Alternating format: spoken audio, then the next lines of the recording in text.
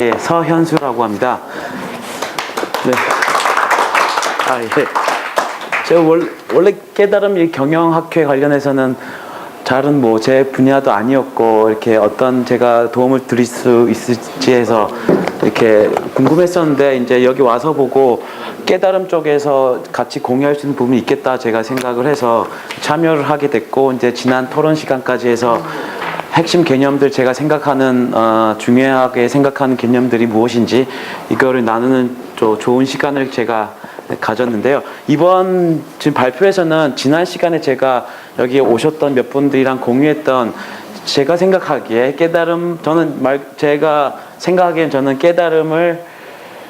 깨달음 방향성을 가진 건축을 하는 사람으로서 이게 같은 접점을 찾을 수 있는 핵심 개념들이 좀 있다 생각해서 제가 그 핵심 개념들을 위주로 제가 좀 설명을 먼저 드리도록 하겠습니다.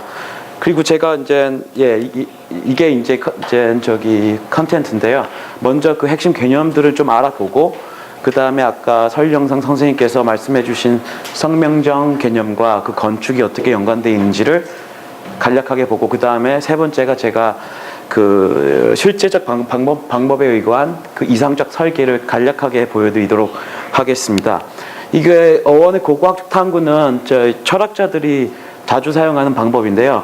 원래 고대에 만들어진 그 낱말의 원래 뜻을 찾아가다 보면은 그 안에 담긴 진리를 볼 수 있다. 뭐 이런 쪽으로 해석할 수 있습니다. 그러니까 하이데거가 이런 아르키올로지라는 고고학이라는 단어를 같이 붙여가지고 이제 탐구를 했던 유명한 사람이고요. 그 용어를 제가 개념을 정리하는 게 중요하다고 생각해서 이게 찾다 보니까는 공자가 이런 말을 했다고 합니다. 이게 만약에 공자한테 권력을 준다면 공자 당신은 무엇부터 하겠냐? 그러니까 딱 한 말이 용어의 정확한 사용법부터 확립할 것이다. 그러니까 개념 정리가 되지 않으면 이게 무질서하고 목표 지향점이 흐트러지면서 전체가 동요할 불안정할 거기 때문에 가장 먼저 해야 될 것은 애매한 용어를 사용하지 않는 것. 개념을 정리를 먼저 하는 게 가장 중요하다고 합니다. 그래서 깨달음 경영학이라는 새로운 분야를 지금 이렇게 많이 만드실 지금 상황에서는 용어 정리가 그래서 굉장히 중요하다고 저는 생각을 합니다. 예. 그래서 제가 지금 말씀드릴 좀 중요한 핵심 개념들이 이런 개념들입니다. 우선 경영이라는 거가 있고요. 이제 건축도 있고 진리도 있고. 예, 넘어가겠습니다. 그래서 경영이라는 걸 제가 우선 알아봤습니다. 매니지먼트는 또 다른 어원 탐구라서 그건 안 했고요. 우선 한국말로는 경영이기 때문에 경영이 도대체 어디서부터 왔는지 알아보니까 우선 주나라 문왕이 이제 여기 시에 대화편에 나오는 시에서 경지영지라는 말에서 처음 경영이 나왔다고 하고요. 이게 말 그대로 측량하고 설계한다. 이게 경지영지. 이걸 경하고 영한다. 헤아리고 측량한다. 이 의미가 바로 경영의 원뜻이고요. 만약에 되면 백성들이 아버지부터 달려왔다. 이건 또 아까 공자가 말했듯이 뭔가 개념이 명확하고 지향점이 목표점이 정확하면은 모든 사람들이 다 같이 움직인다. 뭐 이런 뜻으로 좀 통하는 면이 있더라고요. 제가 보니까. 그래서 경은 공사를 하기 전에 구획을 정하는 것. 터를 닦고 터를 선정하고 우선 터를 선정한다는 것은 아까 선생님께서 보여주신 어디가 좋은지를 우선 알고 거기에 땅을 평평하게 만들든 건물이 쓰게끔 터를 닦는 거고요. 영은 그 위에 드러날 건물의 크기를 정하는 거. 그러니까 그 당대 양식이 있었으니까 그 양식에 맞게끔 지붕 높이, 폭, 계단, 담 등등 여러 가지 건축 요소가 어느 사이즈로 들어가야지에 대한 그러니까 결국 말해서는 이게 건축인 거죠. 그러니까 지금 그 집을 짓는 행위를 그냥 경영 옛날에 그게 원뜻이라고 합니다. 그래서 이거를 알게 되니까 그게 놀랍더라고요. 저는 건축을 하면서 이 뭐 전혀 상관이 있을지 없을지 몰랐는데 원래 이거 정확하게 직접적으로 이렇게 연관이 되다 보니까 좀 굉장히 놀랐고요. 우선 저희가 또 경영은 제가 왜 이렇게 생소하지 않나 제가 생각했는데 제가 아는 건축가 회사 이름 경영위치라는 게 있어요. 그래서 경영위치 이 사람은 왜 경영위치를 썼나 건축가인데 보니까 이게 또 여기에 이제 회학, 제작 또는 감상에 필요한 6가지 요체 중에서 5번째를 보게 되면 경영위치라고 화면의 구도와 위치 설정을 잘하는 것 딱 이렇게 나와 있습니다. 그렇게 되면 이제 이게 그 회화적인 관점에서 보면 점, 선, 여백이 있어야 할 스스로가 있어야 제자리에 딱 정확하게 위치돼 있고 그 정확하게 표현되는 것 그것이 그 경영 위치의 핵심 개념이라고 이제 이 시대 때 이미 개념 정리된 게 있더라고요. 그래서 알게 됐고 제가 또 위치 선정에 있어서는 제가 또 뭐가 또 이렇게 기억나는 게 여러 가지 연관시키다 보니까 바로크 건축사 중에서 굉장히 유명한 또 저 시대적 건축 문화인데, 이게 바로크적 시선 체계를 보게 되면 이게 말 그대로 예전 르네상스까지는 이제 절대 왕정, 절대 군주 뭐 이런 개념 때문에 굉장히 중심축을 맞추고 시메트리적인 거를 건축에 부여해가지고 공간을 만들었는데, 바로크에 오게 되면서 제가 생각하기에는 완전히 보는 자리, 퍼스펙티브, 완전히 보는 자리, 꿰뚫어 보는 자리에 스스로 주체가 서게끔 말 그대로 공간을 이제 만들었다고 합니다. 그러니까 제가 볼 때는 여기가 데카르트가 말한 I think therefore I am, 여기 그러니까 그 위치에서 스스로 주체가 올바른 주체가 되기 위해서 이성의 지배를 받는 자리에 쓰기 위해서 그 자리를 찾아서 서야 된다는 거죠. 그러니까 그만큼 자기 스스로를 관찰도 해야 되고 자기 스스로가 지금 어느 생각을 가지고 있는지 알아야 될 거고, 그러니까 어린아이가 쓰는 지점과 어른이 쓰는 지점이 어떤 특정 공간에서 다 달라야 된다는 얘기입니다. 본인한테 그게 완전히 들어오기 위해서는. 그래서 이런 개념들이 건축에서도 있었습니다. 그리고 건축에 대한 정의를 알아보니까 지금 우리 한자, 우리 한글 건축을 따져보면은 말 그대로 설계 흙 벽돌 쌓아서 만든 일, 이렇게 그냥 정의되어 있는 뜻인데, 이건 말 그대로 빌딩인 거고요. 이게 건축을 이제 아키텍처라는 영어 내지는 그리스 이제 옛날 그리스 언어에서 따오게 되면 이 아키텍처가 아르케랑 테크네의 합성어인데요. 아르케는 이게 근원 존재라는 뜻이고요. 아르케. 그 다음에 테크네는 기술이란 테크놀로지에서도 이게 파생됐는데, 이 단어에서 테크놀로지가 파생됐는데, 자연 존재를 있는 그대로 드러내는 관찰 태도, 이건 태도에 대한 문제이거든요. 테크네는. 그렇기 때문에 존재 원리를 있는 그대로 드러내려는 뭐 방식 내진 태도, 그런 마음가짐 가진 상태를 뜻할 수도 있고요. 그래서 이거를 어원을 정의를 해보면 존재로서 참모습을 있는 그대로 드러내는 것, 혹은 그 자연에 대한 이해를 바탕으로, 그 근원에 대한 이해를 바탕으로 세상을 항상 관찰하고 바라보고 그 원리에 입각하여 의도한 만큼 특정 역할을 하는 생명체를 드러내는 과정. 이건 제가 이제 건축물 설계할 때 이제 어떤 물질 만들어내는 과정에 있어서 이렇게 정의가 두 가지로 될 수 있지 않을까 해서 한번 더 붙여봤습니다. 그래서 그런 시각으로 보면 옛날 그리스 장인들은 조각을 할 때 이 덩어리를 뺄 때 그 덩어리 안에 자기가 완성품이 이미 들어있는 걸 보고 여기서 불필요한 이 요것들만 걷어내면 이게 난다. 이게 테크네 정신이고요. 이게 그러니까 원래 말 그대로 to see in advance, 미리 보고, 그러니까 이미 있는 진리를 보고 불필요한 것을 걷어내는 방식으로 예술을 만들었던 거죠. 그래서 이게 거기에 개념에 있는 그 컨실링, 언컨실링입니다. 이미 있기 때문에 부정형, 언을 씁니다. 언두해야 되니까. 그래서 이게 개념이 굉장히 중요한 개념이고요. 이게 아까 서일영상 선생님께서 말씀하신 그러니까 망에서 벗어나는 방, 그러니까 벗어나기만 하면 있는 그대로 다 있는 스스로의 존재를 파악할 수 있는 방법과 이게 일맥상통하다고 저는 생각합니다. 그래서 이게 작은 건축으로서 다 나타났다면 이 과정 자체를 건축 자체도 건축이라 정의할 수 있다. 저는 이렇게 생각을 하고 있습니다. 그래서 중요한 게 여기서 또 그리스 지금 언어를 지금 개념을 좀 정리를 했는데, 중요한 게 진리라는 언어가 있습니다. 지금 트루스는 이건 이제 영어권에 와가지고 긍정형으로 바뀌었는데, 원래 진리란 말은 알레세이아, 고대 그리스어를 지금 사용을 한다면 R랑 레세이아의 그 합성어인데요. R는 말 그대로 부정형이에요. 시메트리, 아시메트리, 반대 개념이죠. 레세이아는 가려지다. 이게 수동명사예요. 가려져 있다예요. 가려진 데가 가리다가 아니라 가려져 있는 거. 그렇기 때문에 이 두 개가 합성해서 진리라는 거는 가려져 있는 거에서 벗어나는 거가 알레세이아, 진리라는 거를 지금 그리스 진리 그 언어 체계에서는 이미 규정하고 있었습니다. 그러니까 이게 놀라운 거죠. 왜냐하면 그리고 중요한 게 여기서 부정형이랑 수동명사인데, 부정형이라 나타내는 의미는 이미 있기 때문에 그걸 반대로 하면 드러난다는 거에 대해서 부정형이 들어가 있는 거예요. 수동명사는 말 그대로 드러냈는데 거기서 또 구하는 것이 아니라 드러냈으면 이미 쏟아져 나온다는 개념인 거죠. 그러니까 수동태, 거기서 또 수동태가 들어가는 거죠. 그러니까 이게 부정형과 수동태를 놀랍게 같이 들어가가지고 진리를 규정하고 있는데, 이게 제가 생각하기에는 아까 성명정 개념이랑 굉장히 일맥상통한 면이 거의 전 크다고 생각합니다. 그리고 그게 아까 지금 제가 방금 말씀드렸듯이 그 진리를 구하는 방식, 아까 말했듯이 그 상을 없애는 거, 명하는 거, 그 방식이 아까 그 진리란 단어에 그 고스란히 들어있다는 거죠. 제가 볼 때는 이제 그런 식으로 저는 해석을 이제 했고, 이 해석은 제 해석도 아니라 하이데거라는 철학자가 그리스 시대에 그 공부를 하면서 이미 다 밝혀놓은 거기 때문에 저는 여기서 그냥 꺼내 보여드리기만 할 뿐입니다. 예. 그리고 여기서 또 중요한 게 방법이라는 말인데, 참 방법, 아까 이런 방법인데, 이 방법 또한 찾다 보면 이 메타란 단어랑 호도스는 길이고, 메타는 저기 잠재적 무형적인 초월적 가장 근원적인, 그러니까 가장 원리에 해당하는 부분을 지칭하는 게 메타예요. 결국에는.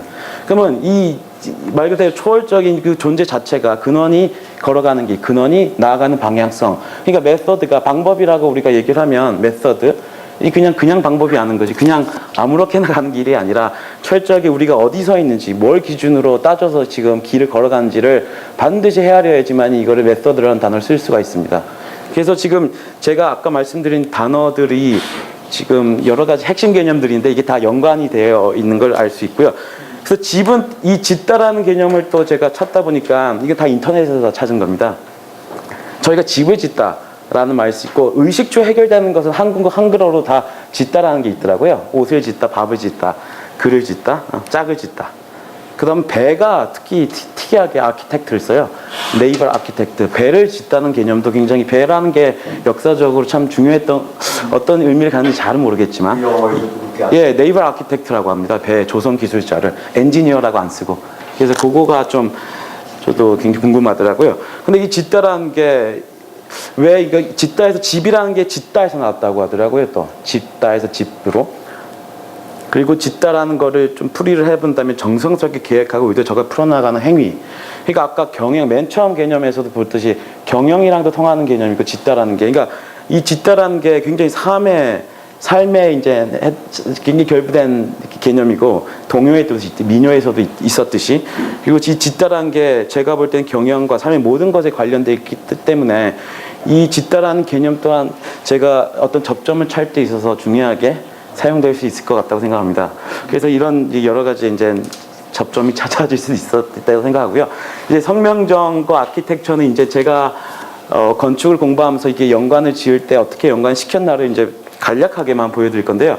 아까 선생님께서 다 말씀을 잘 해주셨기 때문에 크게는 제가 말씀 안 드리고, 이 성명정이라는 개념과 어원을 이제 정리를 해봐야 되는데, 바로 이제 들어가면 아키텍처를, 그러면 건물이란 설계를 정의를 해본다면 제가 이렇게 정의될 수 있지 않을까 해요. 그러니까 자연의 이해를 바탕으로 그 존재 원리에 입각하여 의도하는 역할을 하는 특정 공간의 전체적인 입주와 구획을 정하고, 그 전체 공간을 구성하는 각각의 세부 공간들을 최적의 배치와 크기, 그리고 연결 지음으로 드러내는 과정 혹은 드러내진 상태. 그러니까 부엌과 안방과 작은 방과 뭐 현관과 이게 각각 기능을 가진 거 아니겠습니까? 그러니까 그것들이 최적의 사이즈로 구획 정해지고, 그걸 연결하는 통로가 있고, 창문이 있으며 다음이 있을 거고요. 예, 이런 것들이 종합적으로 최적의 배치를 갖고 존재할 때, 그거를 이제 말 그대로 아키텍처라고 해서, 제가 아키텍처라고 제가 생각할 수 있을 것 같아요.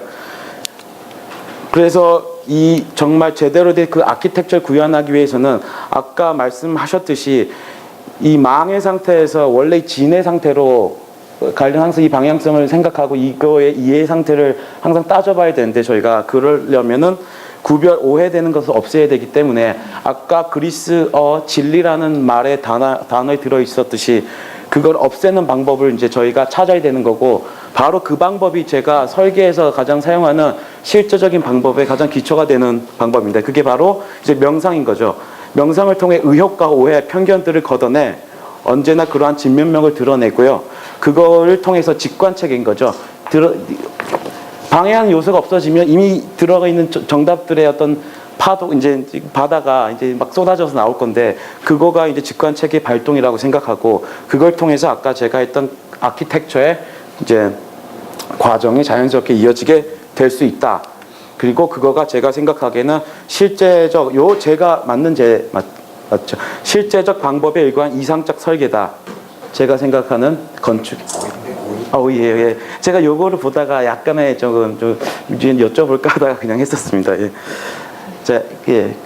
요거는 그 지나가도록 하고요. 그럼 세 번째로 간략하게 제가 보여드릴 것은 이제 이상적인 설계인데, 아까 명상을 통하는 방법, 명상을 통한 직관 체계 발동이 있었고요. 그 다음에 초감각적 지각 방식을 활용한 측정이 있습니다. 말 그대로 아까 보여주셨듯이 몸이 알고 있는 정보들을 최적의 상태를 통해서 이거 알아내야 되는 건데, 그걸 어떻게 알아낼 것인가. 우선적으로 질문을 통해 가지고 대상을 명확히 해서 거기 집중해서 허용을 통해서 관찰로 알아내는데, 제가 이제 저기 가방에 있는데 엘로드라는 걸 써서 몸을 통해서 이제 측정을 해서 좋은 땅 기운을 알아내고, 최적의 핵심 기운을 알아내고, 최적의 사이즈를 측정을 하고, 이런 것이 다 어떤 특수한 도구를 써도 되긴 되지만, 몸이라는 것도 이게 뼈와 마디라 이루어져 있고 다 움직일 수 있는 이게 기계와 같기 때문에 이걸 연습만 하면 몸도 사용할 수 있는 거죠. 그래서 질문을 해서 집중을 통해 허용, 관찰을 통해 저희가 실제적 방법이 이렇게 이루어지게 되는 겁니다. 그래서 이거가 이제 아까 방금 말씀드린 다오징이라는 거에 이제를 활용을 하는데요. 근육 역학이라고도 하고, 근육의 움직임을 크게 확대시켜 이제 보험으로써 이제 인지를 할 수 있는 탐사 행위라고 알고 있고요. 역사는 굉장히 오래됐습니다. 그러니까 다오징으로 도대체 무엇을 어떤 식으로 뭐를 알 수 있는지를 역사적인 탐구를 해보면, 우선적으로 이거는 그 영국 옆에 있는 아일랜드에 있는 고인돌, 고인돌 굉장히 많습니다. 아일랜드에. 근데 보통 여기 동그랗게 돼 있고 가운데 이렇게 고인돌 이렇게 서 있고 이런 것도 굉장히 많아요. 스톤 서클이라고도 합니다. 근데 여기가 이제 호모 일리아드라는 그 기원전 7세기죠, 이때가. 제가 알기로는요. 근데 여기서 보면은 이 건축, 말 그대로 이 스톤 서클에 대한 건축에 대한 부분과 이 사람들이 여기서 번역이 이렇게 돼서 이게 정확하게 이것까지는 아닌 것 같은데, 어떤 지팡이를 들고 어떤 재판을 하는 과정이었던 것 같아요. 판단을 했다. 이거를 여기 다 모여서. 그러니까 뭔가 이게 측정을 들고 어떤 움직임을 통해서 판단을 했다라고도 생각이 되는데, 어떤 이런 흔적이 하나 있고요. 그 다음에 이거는 실제적으로 측정 막대기가 건축을 다이멘션 측정했던 사례인데, 이게 세컨드 솔로몬 템플, 솔로몬 신전 첫 번째 거가 부서지고 나서 두 번째 거가 다시 복원해야 될 때, 첫 번째 건축가가 그 터에 가가지고 천사, 에제키엘이라는 천사가 말해주는 정보를 듣고, 여기가 어디 이렇게 해서 정확하게 측정을 했다는 전설이 있어요. 정확하게 이렇게 해서 2층은 어디였고 이렇게. 그러니까 천사가 근데 이게 이제 천사가 알려줬다는 게 이제 하나 있긴 한데, 이제 저희가 생각하는 건 그 자체가 다 내 안에 있기 때문에 우리가 질문만 명확하게 하고 허용만 제대로 하면 이런 값들은 다 알 수 있다. 근데 어쨌든 이거는 실제 측정까지 갔던 사례로서는 제가 아마 생각할 때 제가 알 수 있는 정보 중에 가장 오래된 게 아닐까 생각해요. 그 다음에 그 근래에 와서는 이제 물 찾고 석유 찾고 광물 찾고 여러 가지 케이스가 있었죠. 근데 이제 아까 선생님께서 말씀하셨듯이 이제 그거를 이제 이 설명이 안 되는 고대 유적들에 대입을 해봤을 때, 그러면 어떤 거를 우리가 알 수 있는지, 왜 여기 서 있고, 왜 이렇게 동그라미고, 왜 이거는 크기가 이 정도고, 이런 것들을 다 질문해 볼 수 있는 거죠. 아까 말했듯이 질문을 대상만 명확하게 하면 집중 통해서 허용이 될 거고, 그러면 이제 관찰만 제대로 해내면 굉장히 다양한 정보를 알 수 있다고 생각합니다. 그래서 이제 지기라는 거, 아까 말했듯이 땅 기운이라는 거, 지기가 존재하기에 우리가 무수히 많은 지기들에 우리가 원래는 쌓여 있지만 우리가 단지 모를 뿐, 우리 이제 머리로는 모를 뿐, 우리는 언제 우리 몸을 알 수 있죠. 그러니까 여러 가지 에너지장으로 부르시든 어떤 기라고 부르시든 이런 존재하는 기운들이 있고요. 종류가 사람들한테 끼치는 영향을 끼치는 종류가 14가지, 15가지 정도로 선생님께서 이렇게 정의를 해 놓으신 게 있습니다. 이 기운들의 이 기운들을 갖고 이제 아까 말했듯이 고대 유적들을 측정해 보았을 때 상당히 어떤 굉장히 새로운 정보들이 알 수 있는데, 그것이 바로 이런 거 만약에 이게 없었다고 보게 되면은 이게 대한탑이라는 게 중국 서안에 있는 대한탑인데 왜 여기 서 있는지를 솔직히 이게 설명이 안 되죠. 이거는 이미 잘 지어진 건축물에 해당하기 때문에 좀 이렇게 남아있을지 모르지만 정보가, 고인돌 같은 이런 경우는 거의 알 수 있는 정보가 전혀 없죠. 왜 거기 서 있는지. 근데 대한탑만 하더라도 지금 측정을 해보면 하늘에서 위에서 떨어지는 하방향 기운이라고 하죠. 이 하방향 원주영 청기가 정확하게 중심으로 떨어지는 것을 측정할 수 있고요. 이것이 바로 이 건축물의 이 근원이 된다는 것 또한 알 수 있죠. 이 기운에 의해서 상응하게 높이가 나오고 폭이 나오고, 여기서 마찬가지입니다. 이건 용문석굴의 불상인데요. 똑같이 하늘에서 떨어지니까 신성한 터라고 알려져 있는 곳들에는 대개 이게 위에서 떨어지는 기운과 결부된 건축물들이 많았습니다. 여기 아주 조그만 조각상들 하나까지도 조그만 하방의 천기들을 다 보고 알고 조각했던 것을 알 수 있고, 여기 이집트 피라미드인데요. 여기서도 똑같이 또 이게 동서양이 전혀 차이가 없습니다. 그리고 사이즈까지 정확하게 그 핵심 지기와 상응돼서 축조되어 있는 것을 알 수 있었습니다. 그리고 이것을 알 수 있는 것은 이거를 찾다 보면 지금 현재 위치보다 원래는 여긴데 뒤로 밀렸거나 앞으로 당겨졌거나 옆으로 비껴났거나 이런 것들도 알 수 있죠. 이거 같은 경우에는 지금 불상이 뒤에보다 앞으로 좀 더 나와 있어야지 이 하방향 천기에 정확하게 상응되게 서 있을 수 있고, 이런 절 건축만 하더라도 측정했을 때 가장 알맞은 사이즈를 측정하게 되면 지금 이렇게 높은 것보다는 낮은 게 최적이다라고 알 수 있죠. 이게 말 그대로 이상적인 설계의 어떤 결과값으로 드러날 수 있는 것들입니다. 그리고 이건 우물인데, 이것도 전설의 양도 모세이샘, 이건 모세이샘입니다. 이집트. 이것 또한 밑에서 올라온 상방향 지기의 결부되게 사이즈에 정확하게 맞게 깊이화 돼 있었고, 이거는 달마가 수련하던 데라고 알려져 있는 달마동입니다. 근데 여기 또한 정확하게 하방향층 신성한 기운에 정확하게 달마동이 아니라 치우동이라고 됩니다, 원래. 원래는 이름이요. 예. 그래서 전설을 뒤져도 그렇고, 이게 뭐가 이렇게 같이 이렇게 결부시켜서 측정하다 보면은 상당히 많은 건축물들이 이 지기와 관련되어 있는 것들이 정말 많고요. 거기에 의해서 축조된 건축물들이 아직까지도 많이 남아있는 것을 알 수 있죠. 그리고 이런 것 같은 경우에는 제가 그리스 파르테논 신전 같은 경우를 이제 측정으로서 제가 봤을 때 실제적 방법에 의거해서 평가를 해본다면, 이런 파르테논 신전에서도 하방향 천기가 여기에 정확하게 떨어지고 있고, 그 다음에 사이즈를 측정해 보면 정확하게 사이즈가 알맞게 돼 있다는 것도 알 수 있었고요. 그 다음에 파르테논 신전 이 자리에 다른 건축물을 적용시킨다면 중국시 아까 대안탑 같은 경우 24.2m가 돼야 되고, 그리스시 지금 파르테논 신전은 18.1인데 마야식 신전 같은 경우에는 54m까지 올라가야 되고, 그 다음에 피라미드를 하게 되면 94m까지 올라가야 된다. 그러니까 다른 양식을 얼마든지 가서 적용시키면 거기에 맞는 사이즈를 다 측정해낼 수 있는 거죠. 그래서 이상적인 설계를 위한 측정은 우선 터의 전체적인 평가를 해야 되고, 터에 가장 핵심적인 지기가 있는지 없는지, 있다면 어떤 종류인지, 그 다음에 그 특질을 분석을 하는 것도 중요하고요. 거기에 해당하는 가장 알맞은 건축을 이제 드러내야 되는데, 여기까지가 아까 제일 처음으로 돌아가서 그 경영이 이걸 한 거죠. 네, 경영은 이거를 한 거죠. 이겁니다.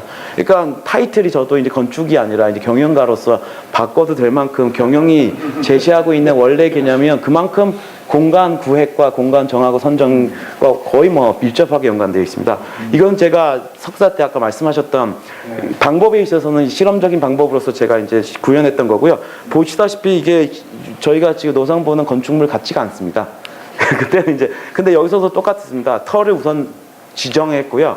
그 터에 해당하는 여러 가지 핵심 지기들을 저 나름대로 측정을 해냈고, 그 다음에 그 터의 그 공간을 만들기 위해서 측정을 통해 가지고 공간을 하나하나 분절을 했죠. 분절해서 다 측정을 해가지고 요거를 하나로 이었습니다. 이렇게 그래가지고 나오는 게 MRI식으로 했네. 예? MRI식으로 했다. 스마이식으로. 그래가지고 이게 점과 선과 면들이 다 합쳐져가지고 이제 이런 하나의 공간으로서 나온 거죠. 그러니까 무수히 많은 점들이 모여서 이제 이런 걸 하고 다 측정으로서 최저의 건축을 만들겠다는 생각에 의해서 측정된 겁니다. 이거는 이제 위에 이제 이렇게 가로로 자른 거죠. 평면으로 잘랐을 때 이거를. 그러니까 하나씩 다 이 점들 다 측정해서 위로 쌓아놓고 이걸 다 연결시켰죠. 이런 식으로. 이게 다른 더 건물들의 총합이고요. 이런 식으로 나왔습니다. 근데 이거는 말 그대로 사람이 살 수 있는 이런 거기보다 제가 있었던 그 학교가 실험적인 건축을 지향한 학교였고, 그 생각을 우선적으로 봤기 때문에 제가 졸업을 할 수 있었던 것 같아요. 이게 만약에 인간 중심적인 사고로 돌아와가지고 여기 화장실은 어디냐 이렇게 나왔으면은 저는 분명히 통과를 못했죠. 예. 이렇게 됐고, 예. 이런 건축물 들을 디자인하게 되어 있습니다. 요게 하나씩 사람 하나씩 들어가서 명상하는 공간이었어요.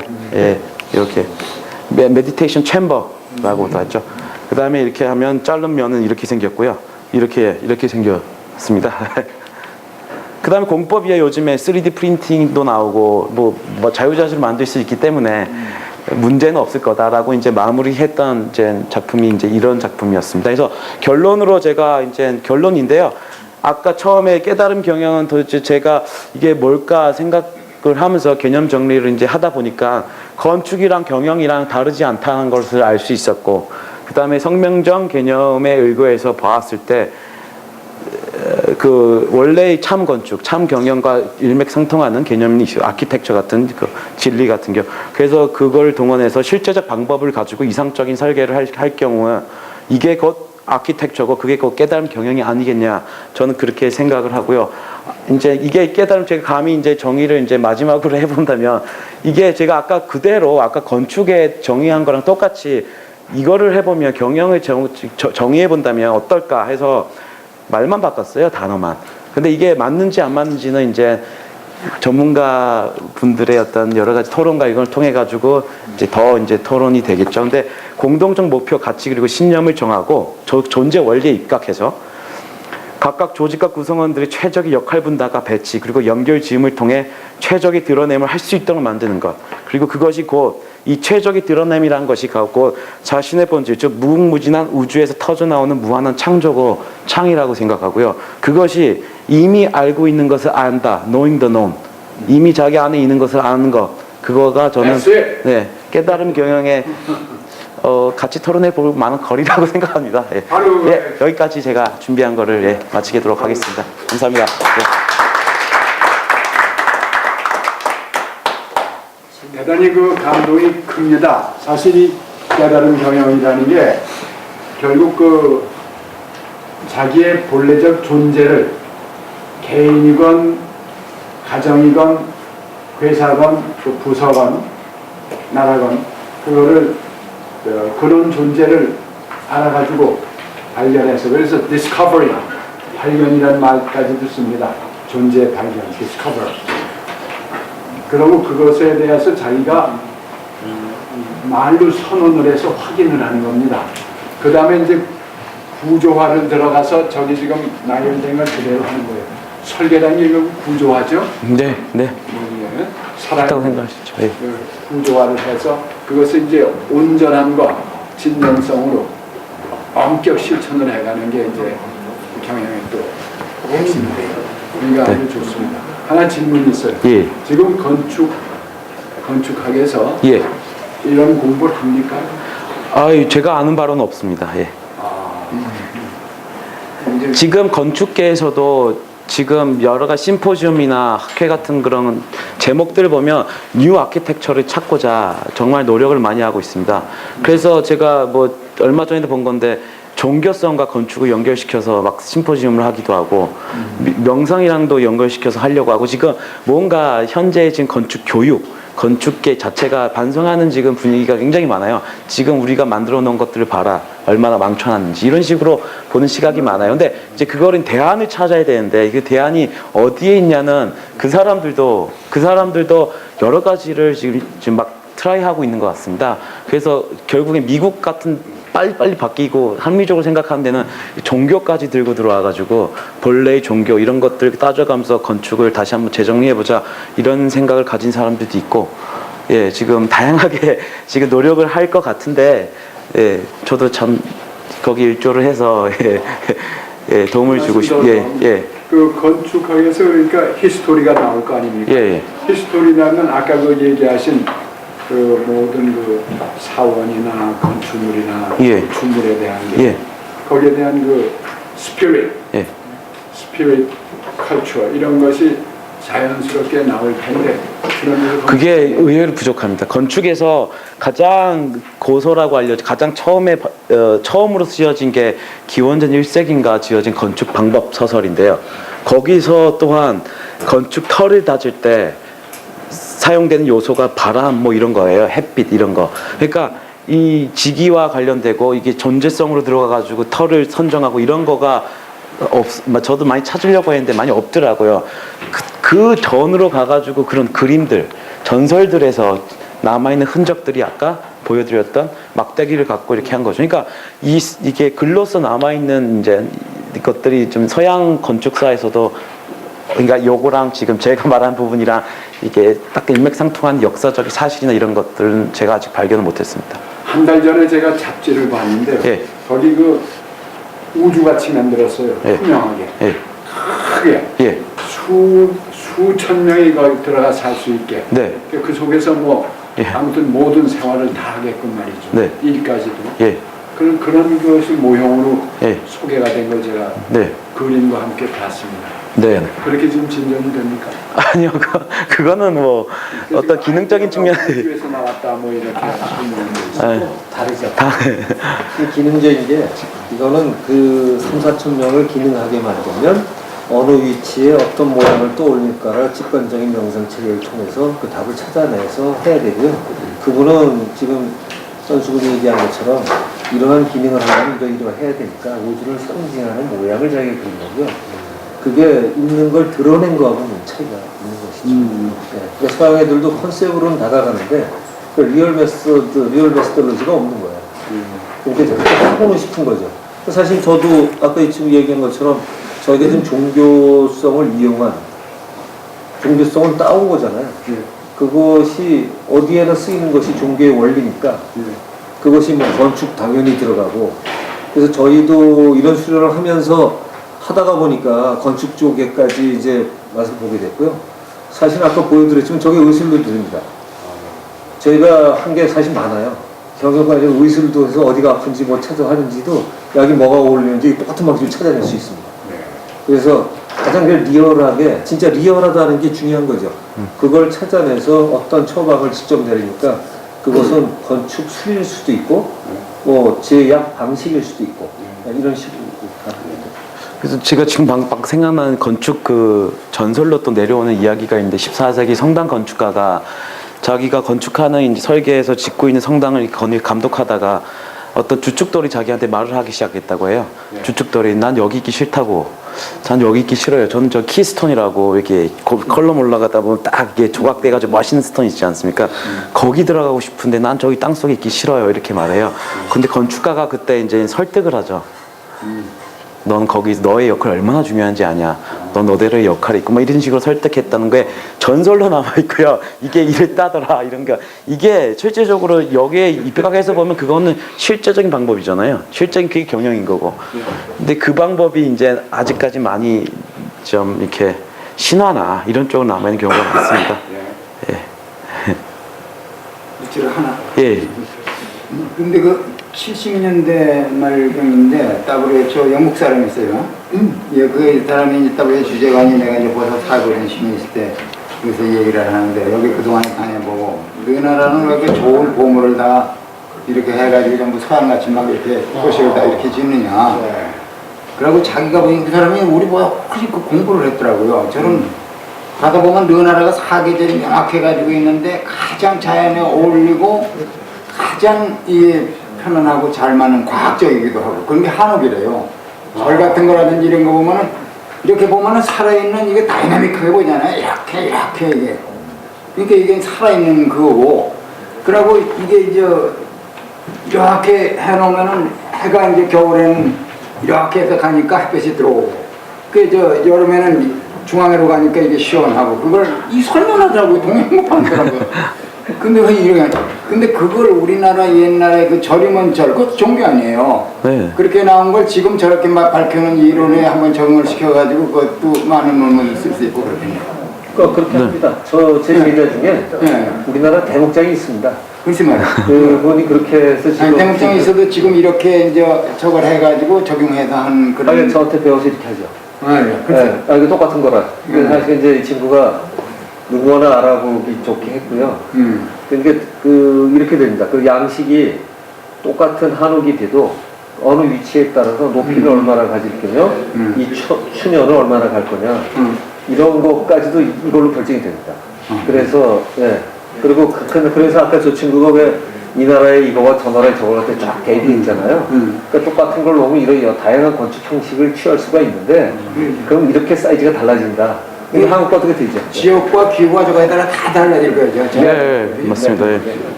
예, 좋은 말씀이죠. 여기까지입니다. 뭐